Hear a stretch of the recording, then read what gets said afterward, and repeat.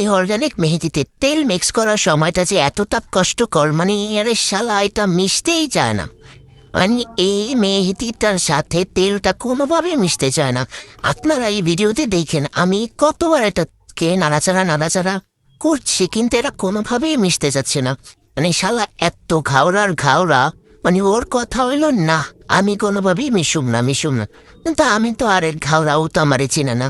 আমি তো ওরে যতক্ষণ লাগে আমি ওরে মিক্স করতেই থাকবো নাড়াচাড়া করতেই থাকবো, যতক্ষণ না পর্যন্ত এটা মিক্স না হচ্ছে, মেহেদিসটার সাথে এটা ভালোভাবে মিক্স না হচ্ছে। আমি দেখতেই পাচ্ছি না এখানে ননস্টপ নাড়ছি যাতে তেলটা মিক্স হয়ে যায়। মানে এটা এত পরিমাণের খাওয়া, এটা তেলটা মিক্সই হইতে চায় না। এটা মানে অর্গানিক মেহেদি বানানোর সময় খুবই কষ্টকর একটা পার্ট, এটা মিক্স হইতেই চায় না এমন একটা অবস্থা। যাই হোক, আমি মিক্স করছি এখানে, দেখতেই পাচ্ছেন আমি ভিডিওটা অনেকটা স্পিড করে দিয়েছি। তাও এটা কতক্ষণ যাবত আমি এটা মিক্স করছি, এটা মিক্স কোনোভাবেই হচ্ছে না। এটা আসলেই ঘাওড়া।